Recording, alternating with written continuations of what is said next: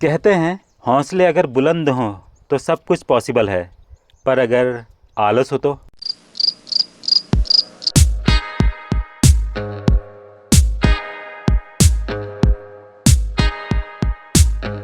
जिस तेज़ी से नेपाल के पहाड़ी गांवों को सड़कों से जोड़ा जा रहा है, उतनी ही तेज़ी से वहां के छुपे हुए खूबसूरत नज़ारे दिखने को मिल रहे हैं। और उन्हीं में से एक को देखने आज मैं जा रहा था, बूढ़ा विनायक।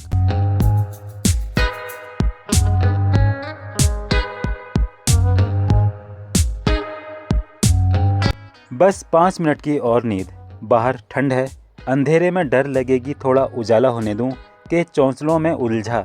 सुबह 3:30 का ट्रैक मैंने 5 बजे शुरू किया।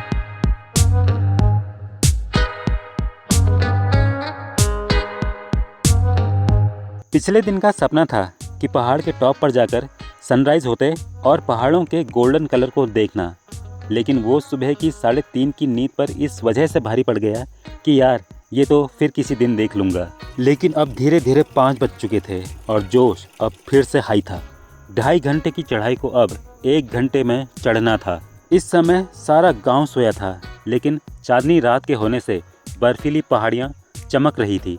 ठंड में सिकुड़ते हुए मैंने अपनी पानी की बोतलें भरी और बगल के घर से एक डंडी उठाकर अपने ट्रैक की शुरुआत की। लगभग 1 घंटा चलने के बाद अब दिशाएं खुलने लगी थी और धीरे धीरे मेरी घबराहट भी अब दूर होने लगी थी।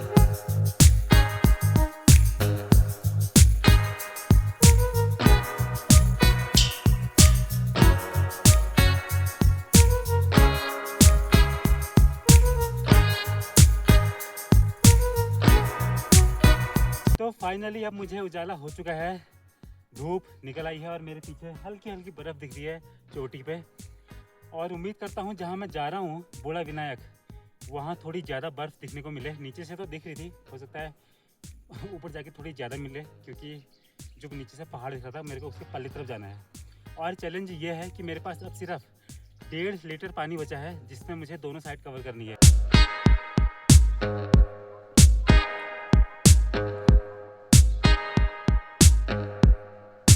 मेरे पीछे जो ये टीन शेड दिख रहा है, ये है धर्मशाला।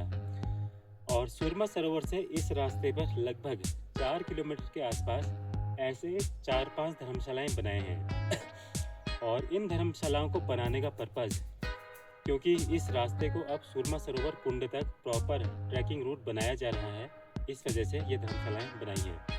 और अभी मैं सुरमा सरोवर कुंड तो नहीं जाऊंगा, हालांकि मैंने कुंड की वीडियो बनाई है इसी चैनल पर जो दूसरे रास्ते से हैं, तो आप जाके उस सुरमा सरोवर कुंड को देख सकते हैं, उस ब्लॉग को देख सकते हैं। लेकिन इस रूट पर सिर्फ एक ही भयंकर वाली दिक्कत है, और वो है पानी।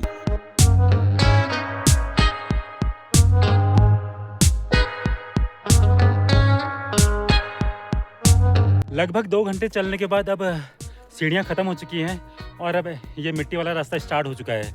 यहाँ से थोड़ा सा ऊपर झाड़ियाँ हैं, उसके बाद फिर मैं बुग्याल में चलूँगा और उसके बाद फिर पत्थरों के ऊपर चलना है। इस ट्रैक में चैलेंज वाली बात ये थी कि ये ट्रैक मैं बिना खाने के कर रहा था।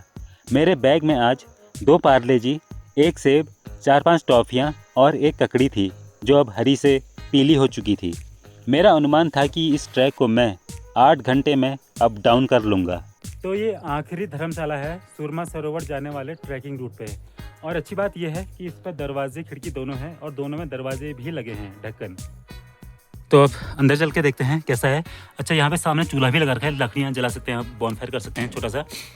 और ये बड़ा अच्छा है, नीचे बाकी की जो धर्मशालाएँ थी। तो दोस्तों अच्छी बात यह है कि इसमें ग्राउंड में नीचे से तख्ते बिछा रखे हैं, ताकि लोग अपना स्लीपिंग बैग डालकर आराम से अपनी रात गुजार सकते हैं।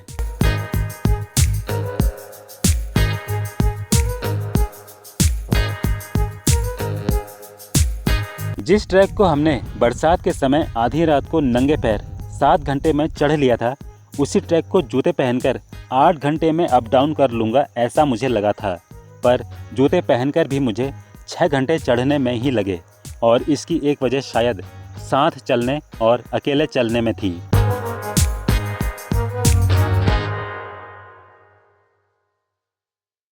तीन घंटे बाद अब मैं चट्टानों में था और धूप अपने पीक पर। रास्ता खड़े पहाड़ों पर था और अब पैंट भी भारी लगने लगी थी।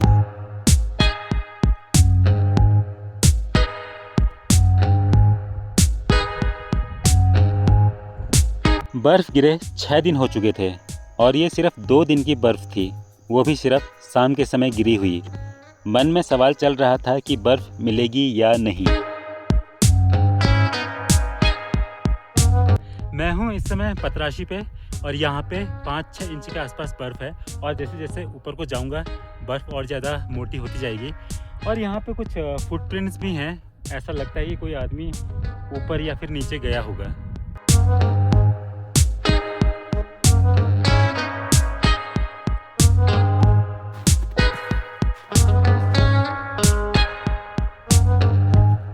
सुरमा गांव के बाद इस रूट पर कहीं पानी नहीं था, तो मैंने अपनी खाली हो चुकी बोतल में बर्फ़ भरना शुरू कर दिया।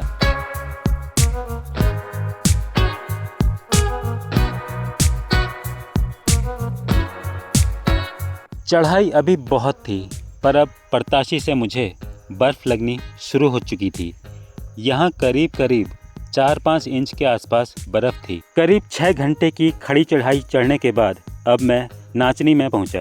किस्मत से आज मौसम साफ था। तो दोस्तों इस समय मैं पहुंच चुका हूं नाचनी में और इस साल की अक्टूबर में पड़ने वाली सीजन की पहली बर्फबारी में ट्रैकिंग का आनंद लेते हुए जा रहा हूं बूढ़ा विनायक, जो कि अब यहां से आधे घंटे का और है, लेकिन ये रास्ता अब फ्लैट है। तो मिलते हैं बूढ़ा विनायक में। और यहाँ पे जो बर्फ़ है वो बहुत ही लगभग 7-8 इंच के करीब है। मेरा जूता पूरा अंदर घुस जा रहा है और देखिए चारों ओर कितना मस्त व्यू है। अभी बादल नहीं लगे हैं, मौसम एकदम क्लियर है, तो सारे पीक्स, बर्फीली चोटियाँ एकदम मधुमस्त नज़र आ रही हैं और वैली भी नज़र आ रही है मधुमस्त। तो अब मैं यहाँ से आगे को पैंट पहनने वाला हूँ। और दोस्तों मैंने पैंट इसलिए उतारी थी क्योंकि ये पैंट बहुत भारी है। इसके अंदर पूरा ये रुई भरी पड़ी है, ये लगभग 1 किलो की तो ये पैंट ही है। और मैंने ये इसलिए पहनी थी घर से, वहाँ से इसलिए पहन के लाया था क्योंकि ये मुझे लगा गर्म होगा, लेकिन चलते चलते ऐसा कोई गर्मी लगती नहीं है। ऊपर से मुझे बहुत भारी हो गई थी, तो फिर ऊपर को चढ़ाई चढ़ना बहुत मुश्किल हो रहा था, इसलिए मैंने ये पैंट उतारी थी। लेकिन अब यहाँ से फ्लैट रास्ता है, थोड़ा सा आगे को तो हल्की सी चढ़ाई है और वापसी में तो फिर बहुत डाउन है, बहुत डाउन है। वापसी में तो उतर जाएगी।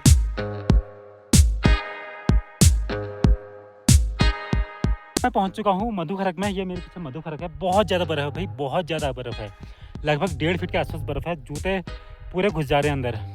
और अब मुझे जाना है वो सामने जो धार दिख रही है, बूढ़ा विनायक वहाँ पे है। और क्योंकि बर्फ़ बहुत ज़्यादा है तो बहुत ज़्यादा टाइम लग रहा है। नाचनी से बूढ़ा विनायक पहुँचने में कम से कम 20-25 मिनट लगते थे, लेकिन ये अब 30-40 मिनट का टाइम टेकिंग हो रहा है। कुछ देर बाद मैं नाचनी से बड़ा विनायक की तरफ निकल पड़ा और 1 घंटे बाद बड़ा विनायक पहुंचा, क्योंकि जो रास्ता 20-25 मिनट का था वो बर्फ की वजह से 1 घंटे का हो गया। दोस्तों मैं पहुंच चुका हूं बूढ़ा विनायक पे और आज मैंने गेन किया है 4500 मीटर की हाइट। और यहाँ पे बहुत ज़्यादा बर्फ़ है, बहुत ज़्यादा बर्फ़ है, लगभग 1.5 फीट के आसपास बर्फ़ है। और मेरे हाथ, मेरे पैर सुन हो चुके हैं। ये है बूढ़ा विनायक और मेरा डेस्टिनेशन आज यहीं तक था।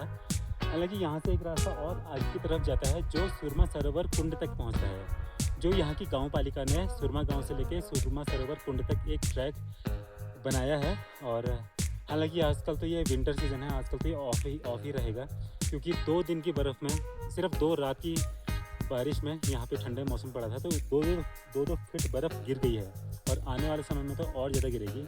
तो ये ट्रैक सिर्फ समर के लिए ही है और ये चारों तरफ भयंकर बर्फबारी हुई है। और अब मैं भी जा रहा हूँ वापस सुरमा गांव को। आज मैं सुरमा में ही रहूँगा क्योंकि बहुत लंबा टाइम हो जाता है। अभी मुझे 1.5 किलोमीटर दूर 1.5 फीट बर्फ़ में चलना है, तो बहुत टाइम टेकिंग हो जाता है इस वजह से। यहाँ से मेरा पहला टारगेट नाचनी था और उसके बाद सुरमा।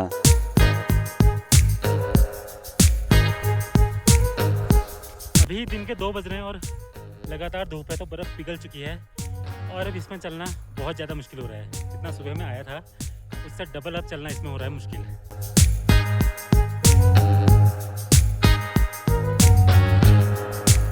अभी मैं बुढ़ा विनायक से वापस नाचनी पहुंच चुका हूं। 1.5 किलोमीटर की जो बर्फ़ चल के आया ना, जो आना जाना रहा डेढ़ बहुत थकान भरा रहा है।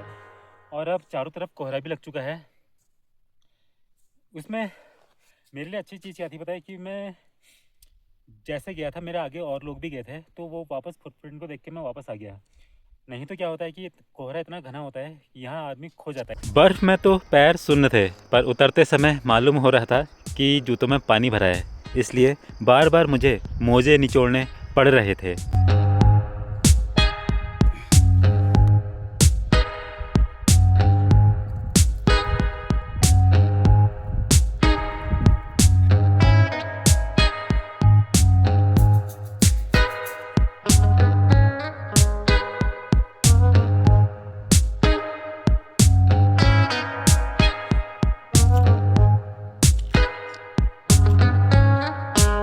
आज मैंने खुद का एक चैलेंज पूरा किया है, वो ये कि आज मैंने बिना खाना खाए 15 किलोमीटर का अप डाउन, ऊपर और नीचे बर्फ़ वाली जगह पे, वो पूरा किया है। और मैंने खाया क्या है वो बताता हूँ। मैं रास्ते के लिए 2 अमरूद ले गया था जिसमें कीड़े पड़े थे, वो मैंने फेंक दिए। मैंने एक सेब खाया है, 2 पार्ले जी के बिस्किट खाए हैं 10-10 वाले, और एक ये है, ये मैंने 10 दिन पहले से रखा था, तब हरा था और अब ये पीला हो गया है। 2-3 टॉफ़ी खाई हैं और एक चॉकलेट खाई है 5 रुपये वाली, बस, और पानी पिया है।